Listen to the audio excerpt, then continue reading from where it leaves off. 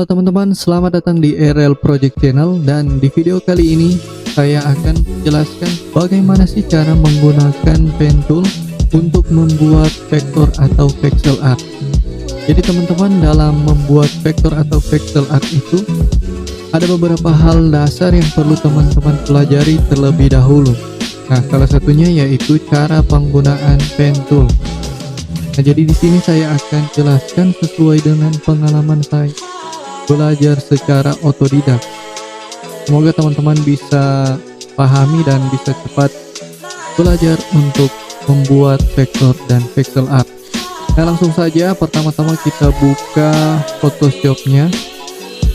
Jadi video ini khusus untuk pemula yang menggunakan software Photoshop. Jadi untuk softwarenya sendiri saya pakai Adobe Photoshop CC 2020. Tapi untuk versinya sendiri itu bisa sesuaikan dengan versinya teman-teman. Jadi bebas untuk versi dari Photoshop ini sendiri yang sudah terinstall oleh laptop atau PC teman-teman. Jadi setahu saya itu rata-rata semua Photoshop memiliki fitur yang sama. Nah, selanjutnya kita buka atau buat lembar kerja baru. Jadi caranya kita buat lembar kerja baru, kita klik di menu create new ini. Nah, setelah kita klik akan muncul tampilan new document seperti ini. Kemudian teman-teman bisa atur lembar kerjanya di samping kanan sini, ukurannya atau lebarnya. Dan di sini untuk ukuran bebas juga, terserah teman-teman mau pakai default atau mau ikuti pengaturan dari saya. Jadi di sini sebagai contoh saya menggunakan ukuran 2000 x 2000 pixel dengan resolusi 300. Lalu klik pada menu create. Nah, setelah tampilannya seperti ini, jadi ini workplace kita atau tempat kerja kita, tempat kita untuk edit foto bahkan membuat vektor art. Nah, hal pertama yang perlu teman-teman lakukan yaitu mengenal tentang pen tool. Jadi teman-teman harus tahu dulu apa itu pen tool dan apa itu fungsi dari pen toolnya. Jadi teman-teman bisa lihat di sebelah kiri ini ada icon-icon bawaan dari Photoshop. Ini ada beberapa icon yang bisa teman-teman pakai untuk mengedit foto. Tapi di sini kita hanya belajar tentang pen toolnya saja. Jadi untuk pen tool sendiri ada icon bentuk ujung pena seperti ini. Nah, enaknya di Photoshop CC ini, ketika teman-teman arahkan kursornya di bagian icon ini, akan muncul tutorial atau cara penggunaannya. Jadi teman-teman bisa langsung cepat paham dan mengerti cara penggunaan dari tools tersebut. Nah, di sini juga dijelaskan untuk shortcutnya. Jadi teman-teman bisa tekan P pada keyboard. Nah, nanti akan langsung diarahkan ke icon pen tool. Jadi tekan P pada keyboard. Oke, di sini juga teman-teman bisa klik kanan pada icon pen tool ini.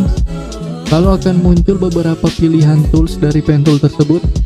Tapi untuk membuat vektor atau pixel art yang hanya digunakan itu yang regular pen tool atau yang paling atas ini. Untuk di bawah-bawahnya ini saya tidak akan jelaskan, nanti teman-teman otak-atik sendiri, cari tahu sendiri apa beda-beda fungsi dari tools-tools ini. Oke, langsung saja kita klik pada pen tool ini. Nah, nanti kursornya akan berubah seperti pena. Dan di sini saya akan jelaskan fungsi dari pen tool ini. Ketika kita klik di pen tool akan muncul menu bar di atas ini seperti, jadi ada menu bar yang akan kita gunakan di atas. Ini akan saya jelaskan apa fungsinya masing-masing. Nah, sebelumnya di sebelah sini itu ada kotak, bisa teman-teman klik.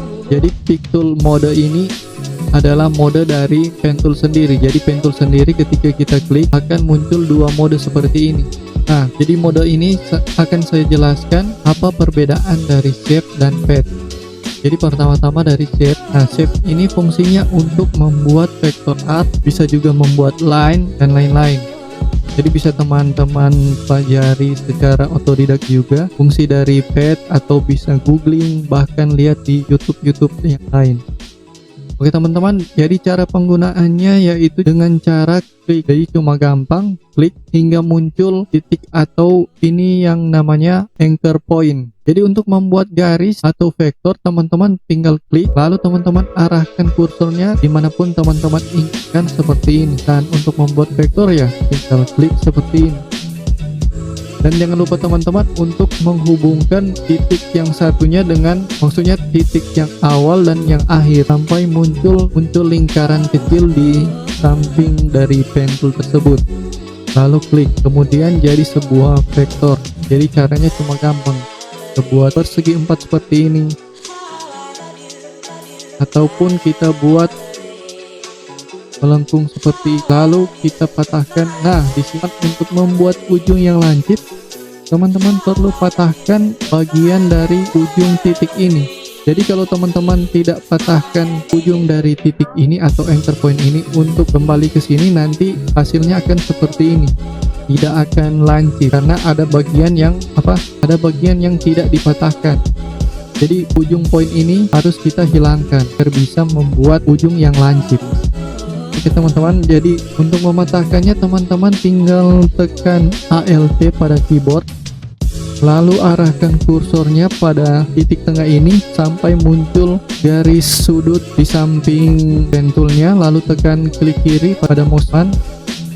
Nah, jika sudah seperti ini, teman-teman bisa langsung buat ujung lancip, misalnya seperti helai rambut. Nah, jadi seperti ini. Jadi cara pakainya tinggal teman-teman klik saja, lalu patahkan ujung dari titik tersebut. Nah teman-teman, untuk buat melengkung seperti ini, teman tinggal klik, lalu klik dan tahan di ujung yang satunya lagi, lalu teman-teman tinggal geser mouse hingga membentuk seperti ini. Buat lagi di sebelahnya. Nah, jadi untuk teman-teman yang masih pemula, saya rasa ini adalah hal yang sangat bisa dimengerti. Teman-teman hanya bisa klik dan klik saja. Oke, itu fungsi dari shape, salah satu fungsi dari shape. Nah, di sampingnya sini, jadi untuk menu ini hanya bisa muncul pada mode shape. Kalau di pad nanti menunya bisa berubah.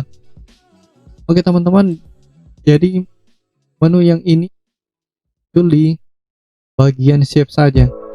Nah, di samping shape ini ada yang namanya fill. Nah, apa itu fill? Fill ini untuk kita mewarnai vektor yang akan kita buat. Jadi misalnya kita buat seperti ini. Jadi segitiga maaf sebelumnya. Jadi misalnya kita pilih fill, lalu kita pilih warna. Jadi untuk warnanya bebas, misalnya kita mau warna kuning. Nah, di sini akan berubah jadi warna kuning. Terus teman-teman klik lagi untuk menghilangkan menu tampilan dari fill. Nah, kemudian setelah warna kuning muncul, tinggal teman-teman buat vektor lagi, nanti akan berubah menjadi kuning. Dan untuk stroke ini adalah garis atau apa?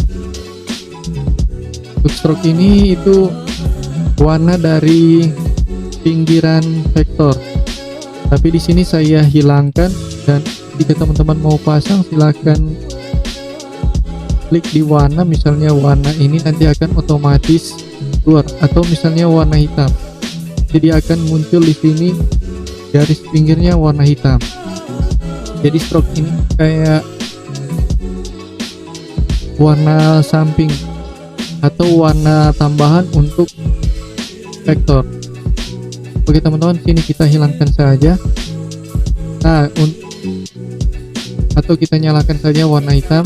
Dan di samping ini ada angka 10, ini untuk ukuran dari stroke. Jadi teman-teman bisa atur ukuran dari stroke itu dari sini, besar, atau kecil, itu terserah teman-teman. Nah, di sampingnya lagi ini adalah stroke option. Jadi gunanya untuk membuat si garis stroke ini. Misalnya kalau ini kan garis lurus tanpa putus-putus. Nah, kalau kita pilih garis putus-putus ini, nanti stroke-nya akan berubah jadi putus-putus juga. Atau kita pilih titik-titik ini, nanti stroke-nya berubah jadi titik-titik. Jadi seperti itu, teman-teman. Dan di bawahnya lagi ini untuk mengatur letak dari stroke itu. Nah, ini kan untuk letaknya ada di tengah, jadi dia ke dalam. Sedangkan yang di kedua ini itu untuk di bagian tengah garis, atau dia memang cuma di sudut sini. Nah, yang ketiga itu untuk stroke-nya keluar. Jadi teman-teman bisa atur dari sini juga.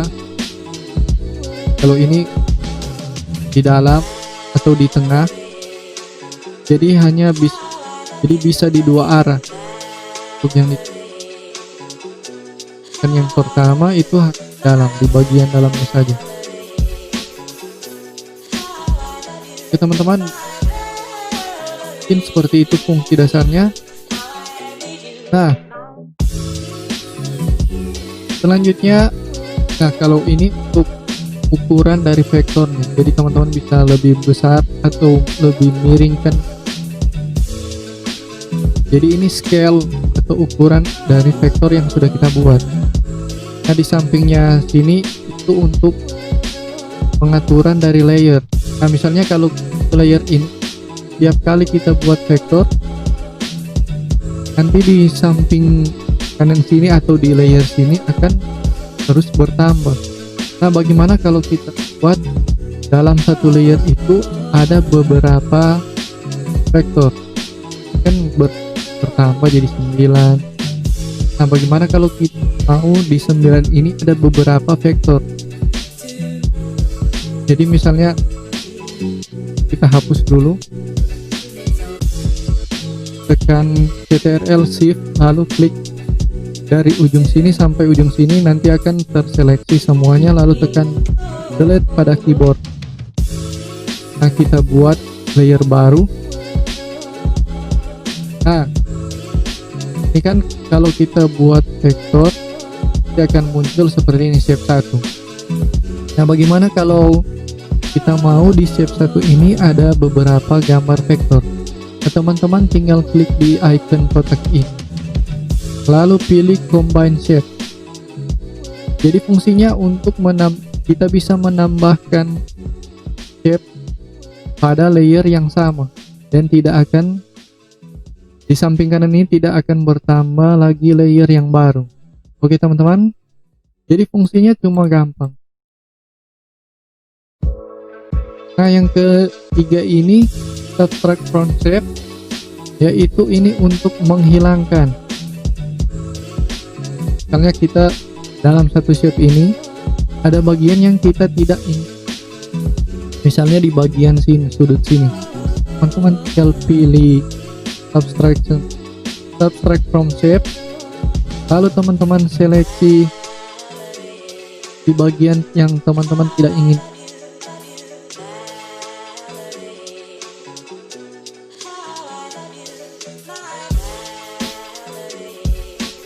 Tinggal pilih di bagian yang seperti perlu teman-teman hapus. Dan kalau teman-teman masih kurang untuk bagian yang lain, teman-teman bisa lakukan hal yang sama. Nah, jika teman-teman mau ini lebih ke kanan, teman-teman bisa tekan Ctrl lalu klik pada titik ini, kemudian tahan lalu geser seperti ini. Nanti bagian ini akan mengikuti dengan shape yang sudah kita hilangkan tadi.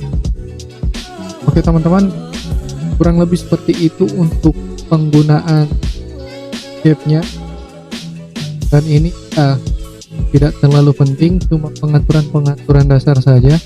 Jadi teman-teman bisa pelajari sendiri. Lanjut untuk bagian mode pad.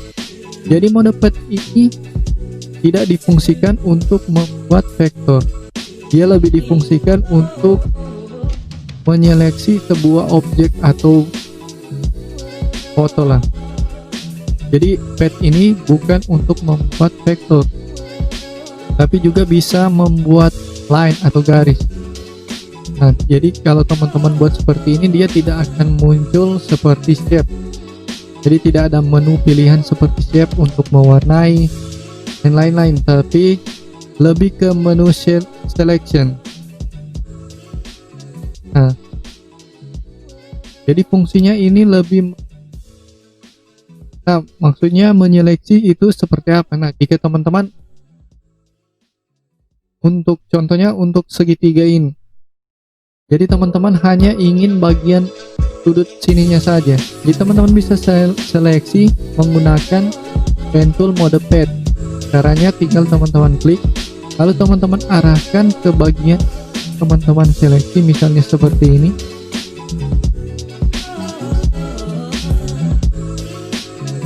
Sorry, jadi kita hilangkan dulu untuk shape-nya. Hanya kita buat layar baru saja. Dan untuk menu kita ganti di mode pad.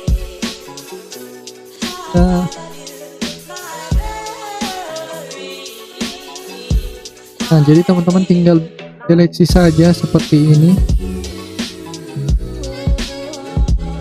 Nah, kemudian teman-teman bisa klik kanan, lalu teman-teman pilih make selection. Dan untuk radius kita kasih 0, kita dirubah-rubah, lalu tekan OK, lalu akan terseleksi seperti ini. Nah, fungsinya untuk apa? Teman-teman bisa menghapus atau merubah warna dari bagian yang sudah teman-teman seleksi. Contohnya kita hapus menggunakan eraser tool, kita perbesar, kita tekan tutup kurung awal pada keyword teman-teman. Untuk membesarkan dan mengecilkan, tekan buka kurung awal dari keyboard. Jadi seperti itu. Nah, di sini teman-teman bisa langsung hapus, teman-teman bisa pakai brush.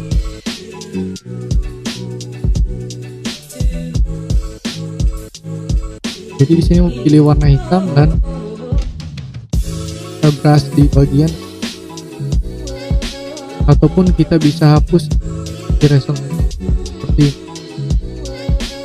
Jadi fungsi dari pad ini hanya untuk menyeleksi saja. Teman-teman juga bisa menggunakan pad ini untuk membuat garis atau line. Nah, contohnya seperti ini, kita buat layer baru, lalu kita atur dulu brush atau kuas, ukurannya kurang lebih 10, dan untuk opacity-nya kita full, lalu hardness-nya kita full, jadi kita pilih full, jadi seperti ini. Dan kita pilih pad, lalu kita buat garis seperti ini. Kemudian teman-teman langsung klik kanan saja dan pilih stroke pad, pilih brush, lalu OK. Untuk simulate pressure-nya dimatikan, lalu OK. Nah, akan muncul garis hitam seperti ini. Dan untuk menghilangkan garis pad ini, teman-teman bisa langsung tekan enter pada keyboard, lalu akan jadi garis seperti ini. Bisa juga teman-teman buat garis seperti ini. Kemudian klik kanan, lalu stroke pad, lalu OK. Nanti akan muncul garis seperti ini, lalu tekan enter. Nah, jadi kurang lebih seperti itu untuk fungsinya dari pen tool tersebut. Jadi untuk modenya ada dua, shape dan pad. Jadi teman-teman bisa otak-atik sendiri sesuai dengan keinginannya teman-teman. Jadi untuk di video ini saya cuma sharing saja hal-hal yang saya pelajari secara otodidak, tapi bukan berarti ini yang paling benar atau salah. Ini cuma berdasarkan pengalaman saja. Teman-teman juga bisa perbanyak referensi dari youtuber-youtuber lain yang memberikan tutorial seperti ini, atau bisa googling ataupun bisa ikuti kelas-kelas online. Ya banyak hal lah yang kan. Jika teman-teman ada pertanyaan ya silahkan bertanya ke saya saja, bisa lewat DM ke Instagram atau teman-teman komen di bawah hal-hal apa yang perlu teman-teman tanyakan. Nanti link Instagramnya saya akan taruh di deskripsi dan teman-teman bisa cek juga hasil-hasil buatan vektor saya di Instagram. Dan ya mungkin sekian dari saya dan terima kasih sudah menonton. Untuk video berikutnya mungkin saya akan buatkan step by step cara membuat vektor arc. Jadi saya akan buat video satu persatu dari dasar sampai membuat pintun, dan semoga itu bisa bermanfaat buat teman-teman apalagi yang baru pertama kali mau mencoba membuat vektor arc. Oke teman-teman, terima kasih, sampai jumpa di next video.